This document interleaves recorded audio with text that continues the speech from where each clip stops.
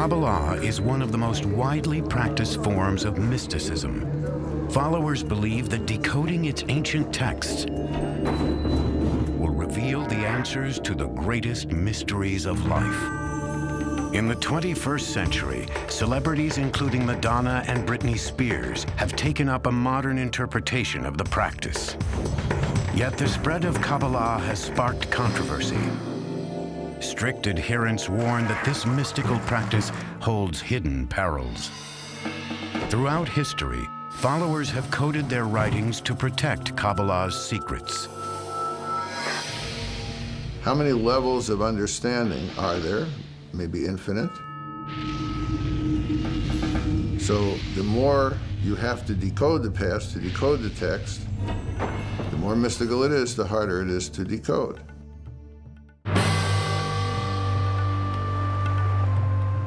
In Babylon, at the beginning of the 6th century BCE, a young Israelite named Ezekiel has a vision. As I looked, behold, a stormy wind came out of the north, and fire flashing forth continually. And in the midst of the fire, there was a throne.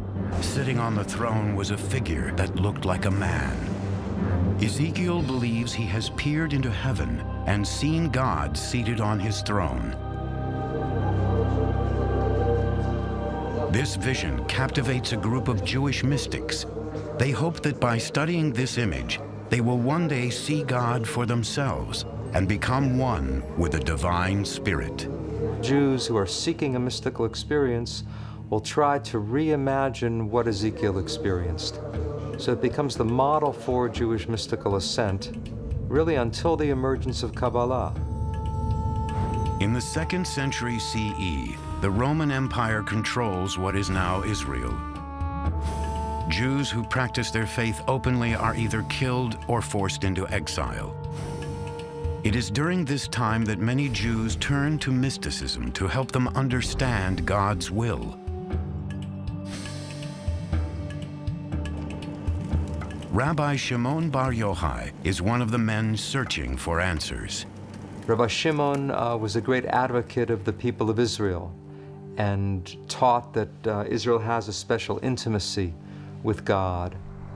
And he fled from the Romans who sought to execute him because of anti-Roman statements he had made. According to Jewish texts, Bar Yochai hides from the Romans for 13 years in this cave in Pekayin, Israel. Here, Bar Yochai meditates on God and the universe, using the Torah, or Hebrew scriptures, as his guide. His unique methods and devout practice make him one of the first key figures in Kabbalah's history. Like Bar Yochai, other small groups of Jewish mystics begin trying to achieve a greater understanding of God. Since God wasn't coming to them, they were going to where God was. So they wanted some kind of experience of the divine. They used certain meditative techniques that worked them up into an autosuggestive hypnotic trance. Their activities are kept hidden. The mystics warn that this practice is too dangerous for average people to attempt. Ancient legends tell of novices being driven mad or even dying because they were unprepared for the powerful spiritual forces they had unleashed. If you're not pure enough, if you're not modest enough, then God might not accept you, then God might not let you go through that journey. Through meditation, the mystics believe they have achieved a vision of God like the one experienced by the prophet Ezekiel. In this vision, the entrance to heaven is blocked by a series of gates. The mystics must pass through them before reaching God. The entrances are also guarded by menacing angels who keep the unworthy from heaven. Before the mystics can advance, they have to learn the complicated names of the angels.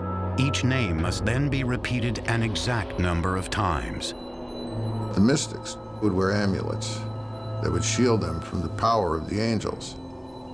And if they went through all the gates and they got into the throne room, then they would have this vision. They would learn the secrets The mystics claimed those secrets help them understand God's thoughts.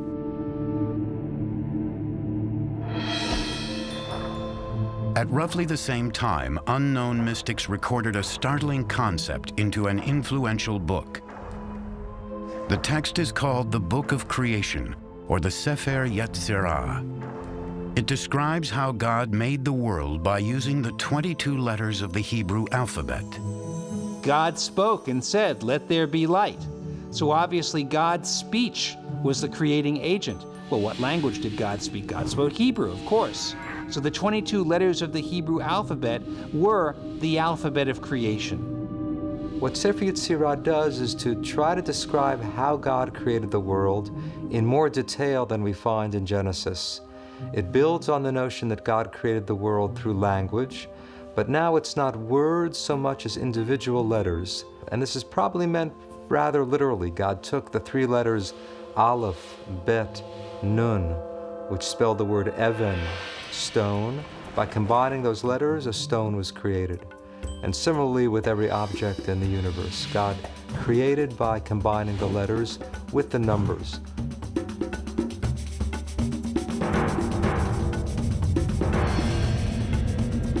Rabbis believe the teaching of the Sefer Yetzirah are too powerful for ordinary people to experience, and the details of the book are kept hidden. These mystical revelations remain underground for hundreds of years. In the 11th century, the Crusades begin a new wave of anti-Jewish persecution as Christian armies try to reclaim the Holy Land from the Arabs. Fleeing from torture and execution, Jews scatter across Europe and the Middle East, taking their secret traditions into new territories. By the 13th century, the mystical teachings have spread to Jewish communities in what are now Germany, France, and Spain. The term Kabbalah, meaning receiving in Hebrew, now becomes widely used to describe the practice. We're really talking about a small group of Jewish teachers, rabbis, spiritual people who were gathering the earlier traditions, developing techniques of meditation, and reimagining God in some very startling ways.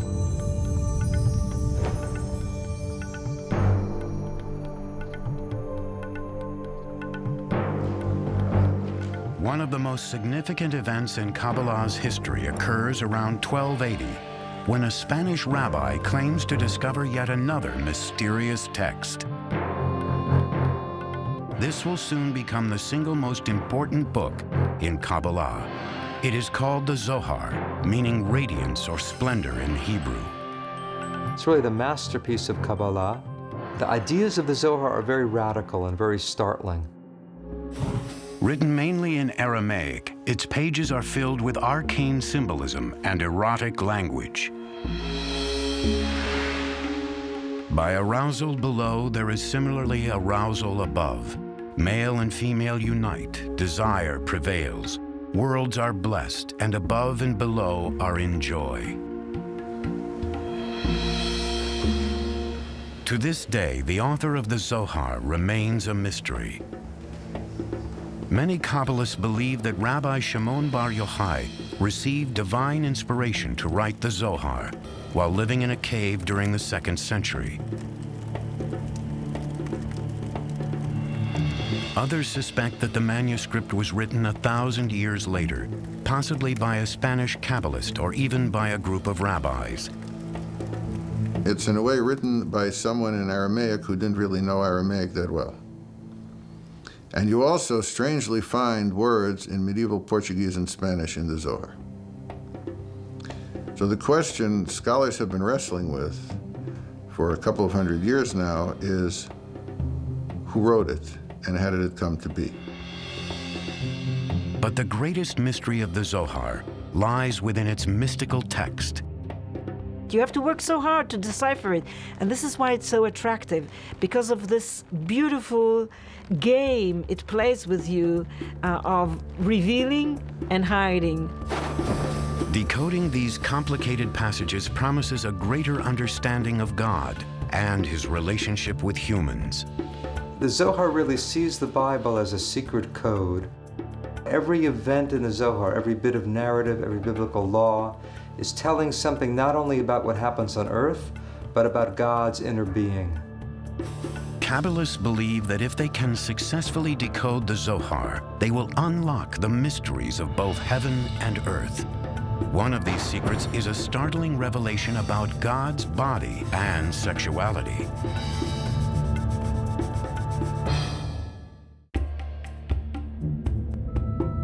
By the 13th century, Kabbalah had spread throughout Europe and the Middle East.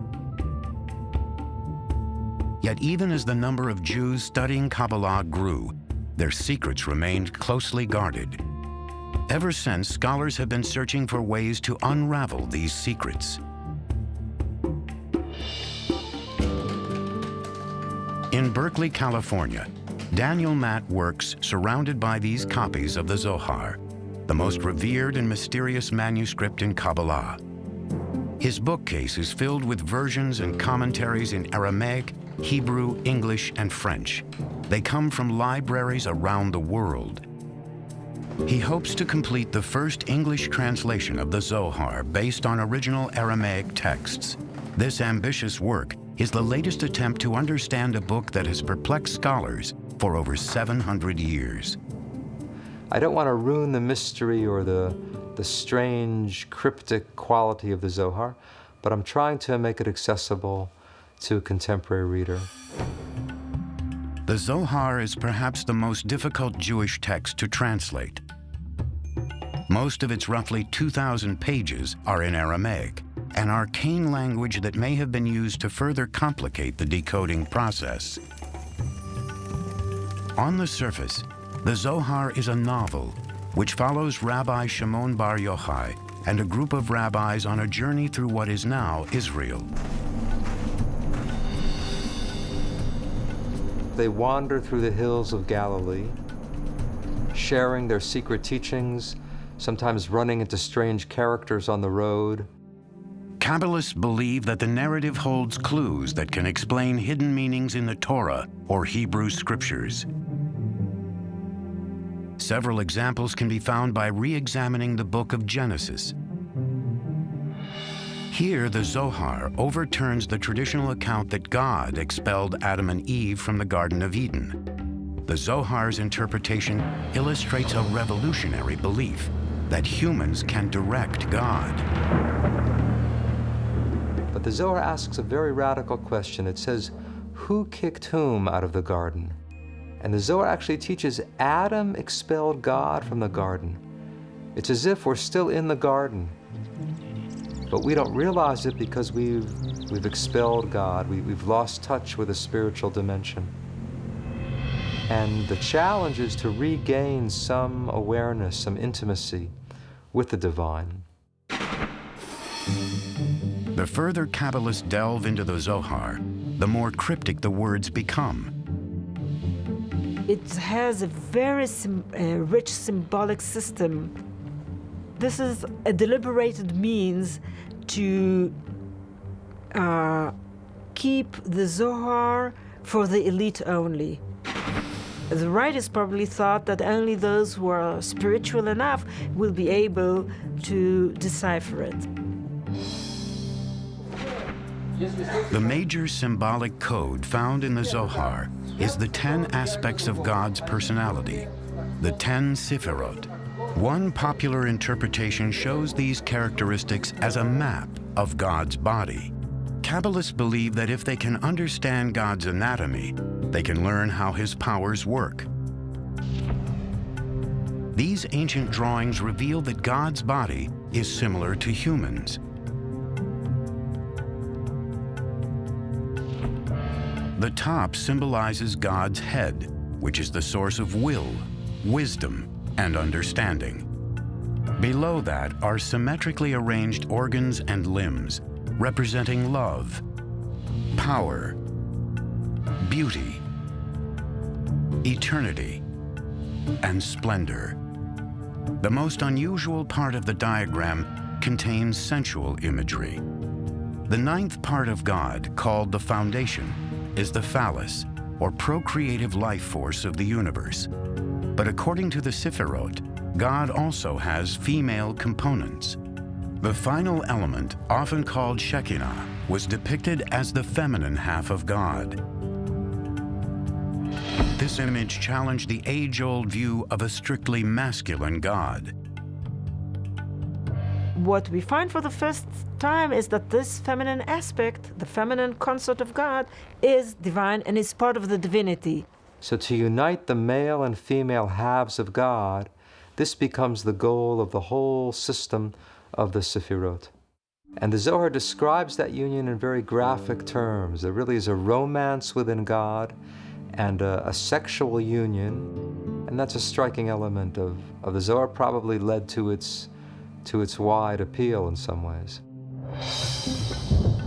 This complicated system supported the Kabbalist teaching that humans affect God. Students of the Zohar believe that human actions unite these masculine and feminine parts of God. How are the two halves of God united? Through human virtue, through loving one's neighbor, through helping the poor, through observing the Sabbath, through various interpersonal and ritual commandments, one brings together these two halves of God. You might say that this is how we actualize the divine potential in the world. The idea that God is dependent on human beings clashed with traditional beliefs that saw God as an omnipotent ruler.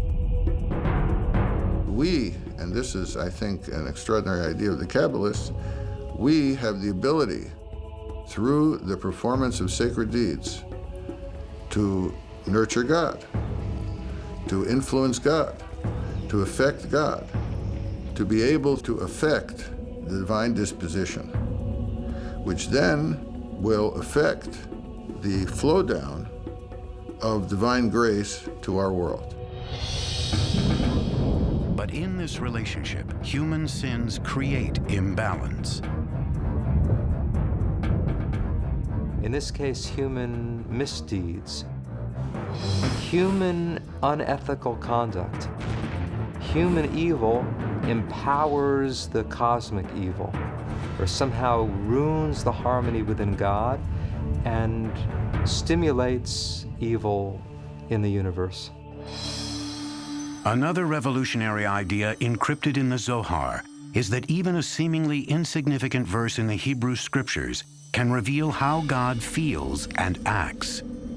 In the Zohar, they read the Bible not only as a story about human beings, what's going on in human affairs, but they also read it on a mystical level as a story about what's going on within the inner life of God. According to the Zohar, biblical characters are often metaphors for God's thoughts and actions. The quality of loving kindness, for instance, came to be associated with Abraham in the Bible. So every reference to Abraham doing something was actually viewed as a reference to the role of loving kindness in the world. The Zohar also examines biblical events for hidden meanings. The flood, according to Kabbalah, is happening now. If you don't know that the flood is still going on, then you're drowning and you don't even know it. So various symbols of chaos and destruction from the Bible were also viewed not in the past tense, but as still unfolding.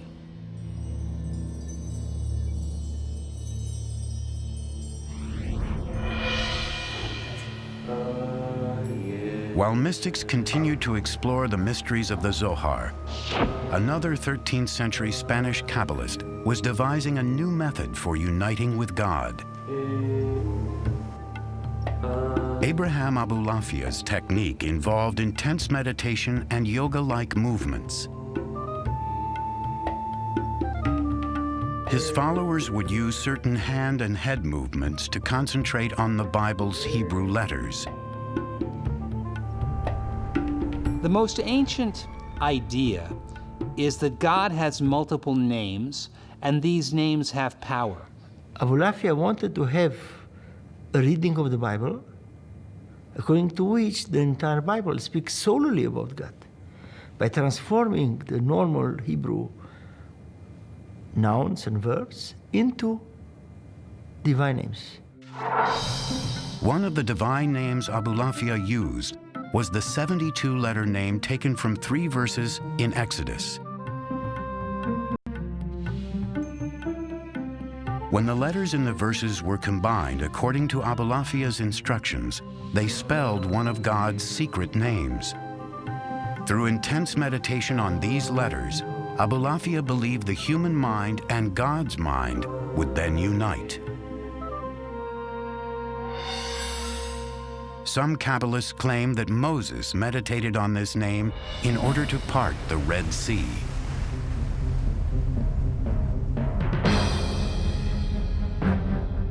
At the height of the Spanish Inquisition, King Ferdinand and Queen Isabella declared that all Jews must either convert to Christianity or be expelled. During 1492, over 100,000 Jews fled Spain. Once again, religious persecution influenced the spread of Kabbalah's teachings. A century later, many Kabbalists would use their techniques to call forth the promised Messiah.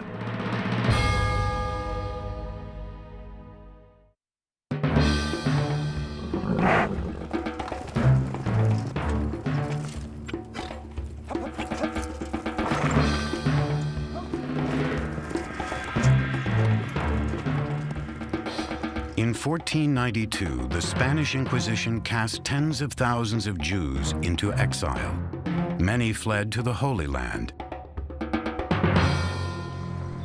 90 miles north of Jerusalem, in the Galilee region, Jewish mystics known as Kabbalists settled in the town of Safed. A number of Kabbalists were attracted to Galilee, partly because Rabbi Shimon Bar Yochai, the hero of the Zohar, had wandered around the Galilee.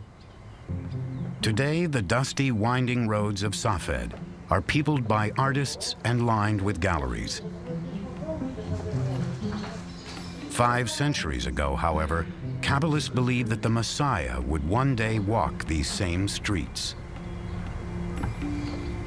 One of the scriptures, it is being said that the Messiah, when the Messiah will come to Jerusalem, he will first appear in the Galilee. So they sort of want to be the first ones to catch him. The mystical text known as the Zohar taught that good behavior increased God's powers on earth. Based on this philosophy, Kabbalists hoped that a life of holiness would bring forth the Messiah. Kabbalists in Safed strove to become a perfect religious society. The feeling was that people have to help God bring the Messiah. They have to be pure enough. They would be up at midnight to say the prayers, and then up again at dawn to pray with the rising of the sun. Kabbalah masters in Safed instructed their followers to engage in meticulous meditation, fasts, and adherence to the Torah. The most famous leader was Rabbi Isaac Luria from Jerusalem. By the time Luria began teaching in Safed in 1570, he was regarded as one of the most important holy men of the century. As a young man, Luria had spent several years in seclusion near Cairo, Egypt. There, Kabbalists say, Luria studied the Zohar and had visions of angels and biblical prophets. There's some evidence that he used the Zohar as sort of a mantra, that he would take passages of the Zohar and repeat it over and over again until he got deep inside it. In this trance-like state, Luria acquired extraordinary abilities. Rabbi Isaac Luria, he could look at a person's forehead and read everything about that person, somewhat like reading the palm. He was a healer. He could tell people's past lives and what has to be fixed. Luria believed that understanding a person's prior life would provide insight into their current problems. He taught a theory of reincarnation, in which he claimed that every individual is descended from a certain soul root after Adam and Eve. You're descended from either Cain or Abel, or you're descended from the three sons of Noah, Shem, Ham, and Japhet. So you have at least 5 options, if not more, of a basic soul root, and that soul root determines your essential nature. With Luria's help, many Kabbalists searched for links to their past. These burial sites around Safed took on an important role as Kabbalists tried to find the graves of their previous incarnations. They would take on the soul of the deceased who was lying there and speak with that person's voice. To this day, gravesite rituals and pilgrimages continue around Safed.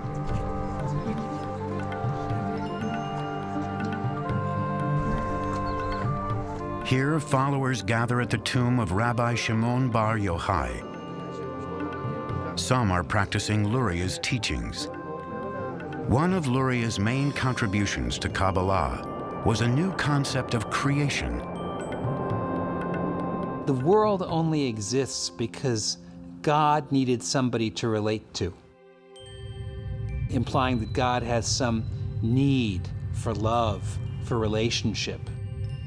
Luria taught that the first act was not creation, but actually a withdrawal.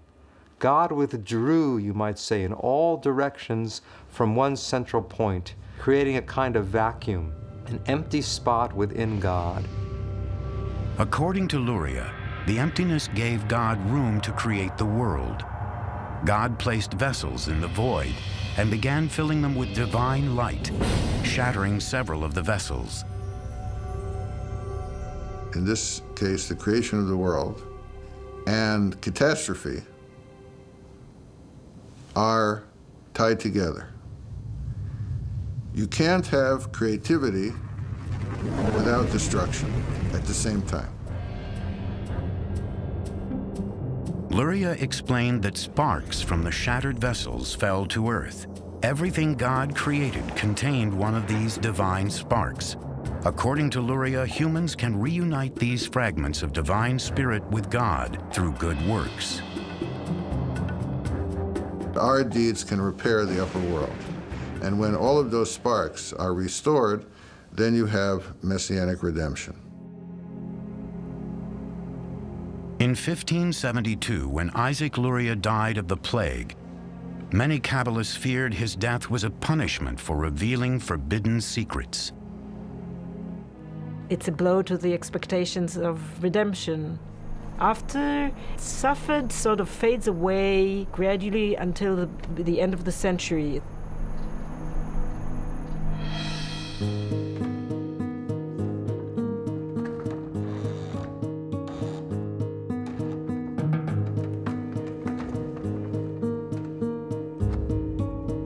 The invention of the printing press would soon spread Kabbalah's teachings like never before.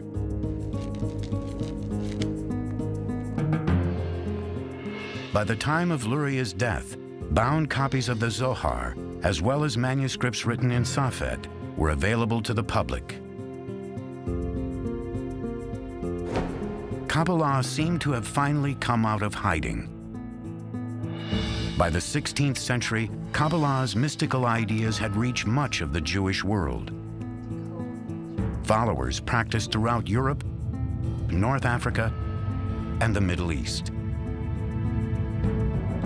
In the coming century, Kabbalah would spread like religious wildfire, but in the wrong hands, its teachings would have disastrous repercussions.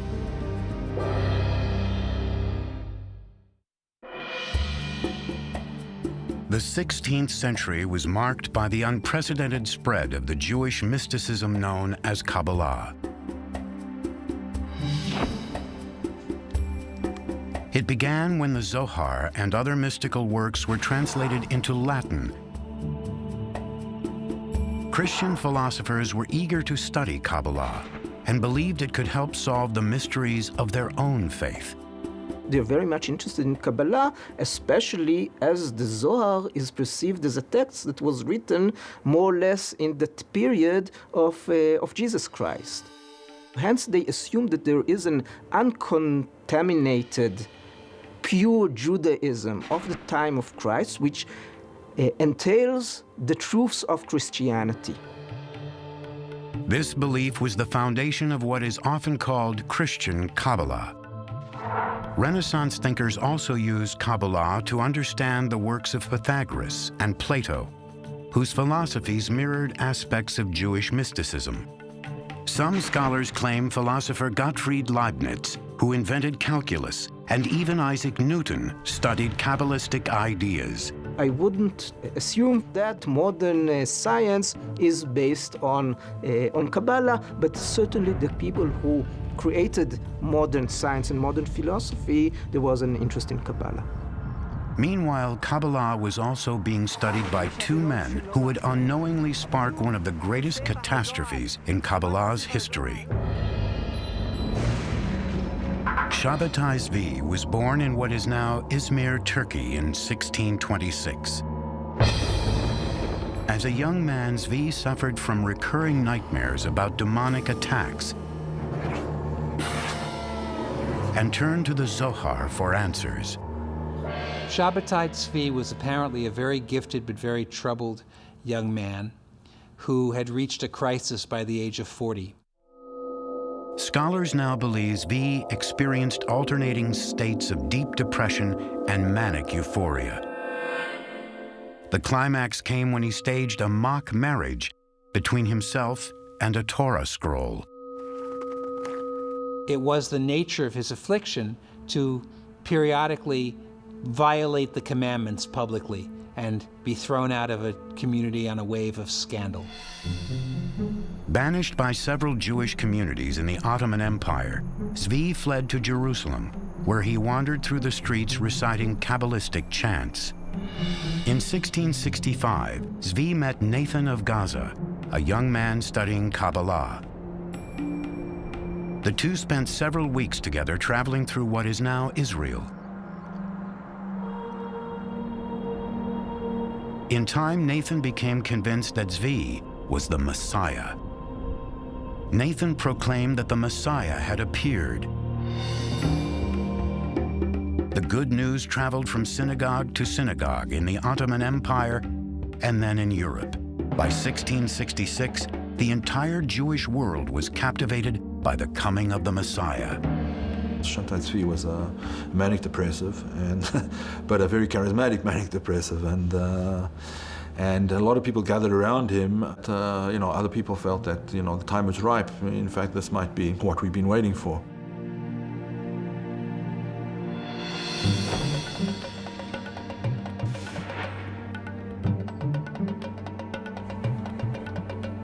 In early 1666, Ottoman soldiers arrested Zvi and brought him to the Sultan's palace in what is now Turkey.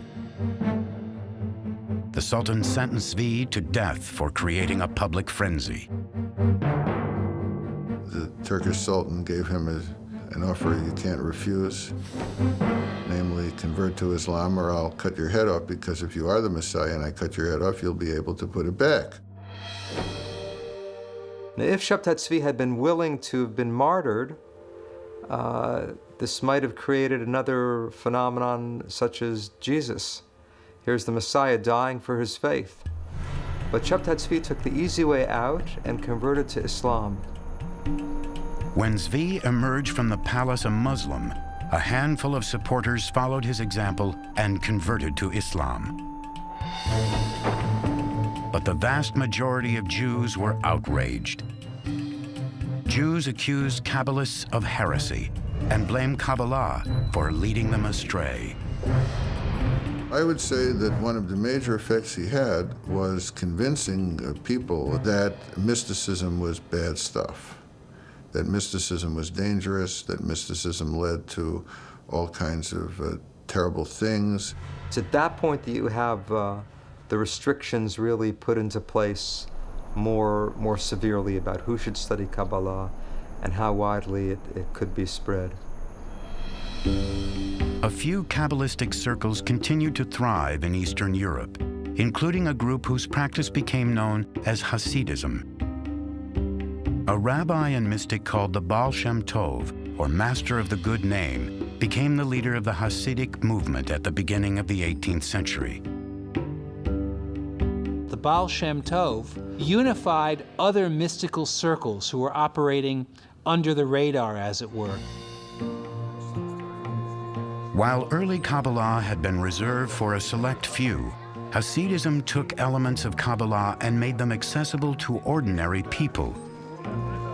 Contrary to the strict meditation and study of early Kabbalah, Hasidism emphasized celebrating God in everyday life. Hasidism also encouraged a more open exchange of Kabbalistic ideas. There's a democratic impulse in Hasidism. Anyone can serve God, anyone is beloved of God, if one discovers the spark. So this idea of the hidden sparks, which had appeared in Kabbalah, now it becomes a technique of finding God in the world. While the larger Jewish population continued to shun mysticism, Hasidic Jews preserved Kabbalah's traditions throughout the 1800s. Today, Kabbalah has taken on an entirely new appearance in the City of Angels. Some scholars believe this trend is precisely what early practitioners had feared most, that Kabbalah would fall into the hands of the spiritually unprepared.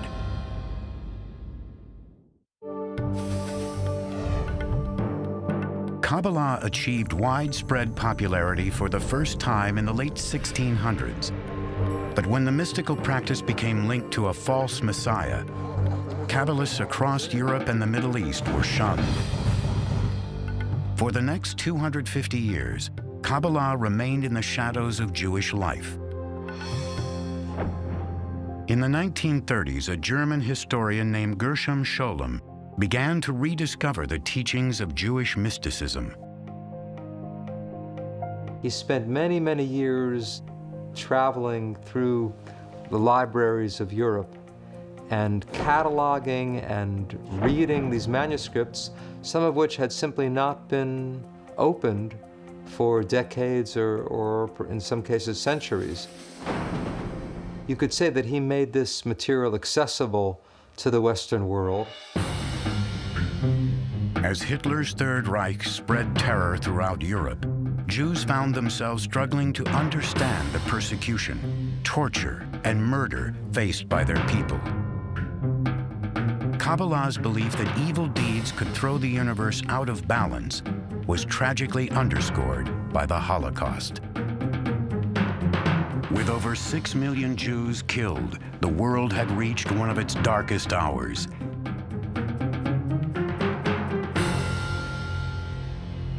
Yet Jews and Kabbalists were also hopeful that the world could be repaired.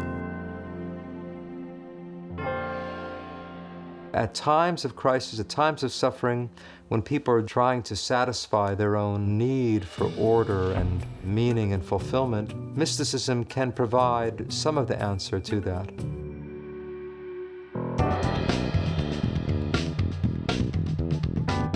In the 1960s, the American counterculture explored new approaches to religion.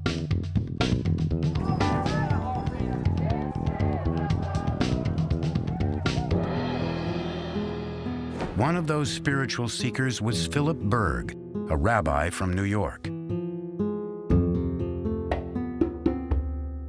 In the late 1960s, Berg traveled to Israel, where he delved into Kabbalah's teachings. Berg soon devoted himself to studying the ancient practice. His goal was to share Kabbalah with the masses. He reshapes it by presenting it in a way that someone who's not versed in Kabbalistic text and doesn't know much even about Judaism can understand these ideas and apply them for his way of life. Berg's simplified interpretation of Kabbalah spread quickly. At the beginning of the 1970s, Berg opened his first Kabbalah center in Tel Aviv. During the 1980s, Philip Berg and his family constructed a Kabbalah empire based here in Los Angeles. Today, what is known as the Kabbalah Center has several million followers and operates branches in nearly 100 cities, making it the largest Kabbalistic organization in the world. Here at the LA headquarters, Kabbalah has caught the attention of celebrities seeking a spiritual dimension to their lives. Berg's two sons help promote the concept that unlike the restricted Kabbalah of the past, this practice is open to all. We offer Kabbalah for everyone, without any barriers, race, sex, religion, anything. So we're very excited about the opportunity of bringing this wisdom, which has been hidden, to the masses by making it accessible, understandable, and practical. By opening the doors to everyone, the Kabbalah Center has opened itself to harsh criticism. You have all of these Hollywood people jumping on the Kabbalah bandwagon, but many of them are not Jews and they're not observing Jewish law. Whether they're studying the real Kabbalah, I doubt it. They tend to say, here's a sacred name, here's a sacred practice, that will bequeath to you some Kabbalistic power. The Kabbalah Center emphasizes ancient practices such as meditating on the 72 names of God and making pilgrimages to Kabbalist sites in Israel, like Madonna did in 2004. A pop star called Madonna adopting Kabbalah, I think this is, in a nutshell, this is postmodern cult spirituality for you. It's really a match made in heaven between Kabbalah Center and Madonna. Wearing religious objects is also popular, such as tying a red string around the wrist to ward off evil forces. The practical Kabbalah, the world of amulets as it is today, is an aspect that they can touch, that they can read, that they can feel, that's physical. And these are all things for which theoretical Kabbalah doesn't touch them, doesn't reach them. New Kabbalah is study Kabbalah not in order to understand the universe, the secrets of the universe, but in order to find a practical way of making your life better. Decoding Kabbalah has been a complex mystical journey for thousands of years, and the quest to control its secrets continues to this day. I think there is a struggle of possession of Kabbalistic knowledge, who's in the possession of interpreting it and explaining its worth and significance to the modern world. Okay, you could have a thought and that can connect you to God. That's what Kabbalah is about. This true, serious, deep study of Kabbalah is going on and will continue. I'm sure that a lot of them who are not the not sincere ones will, simply drop out sooner or later. Many followers say that even with absolute dedication, it is impossible to discover all the hidden meanings within Kabbalah. But there's another whole level that the Kabbalah said. There's so many layers and levels of Kabbalah that you could take your whole life and you're still not going to finish learning the universe of Kabbalah. This ancient mystical wisdom will no doubt continue to reveal new mysteries to the modern world. People search for new techniques and means and paths to make their lives spiritual. So I think as long as there will be humanity, there will be mysticism. It's something very ancient and something very immediate and contemporary at the same time. And I think that's what makes Kabbalah so intriguing, is that it's both new and ancient. There's questioning, why are we here in the world? There's questioning about the nature of God. And Kabbalah does promote and try to answer those questions.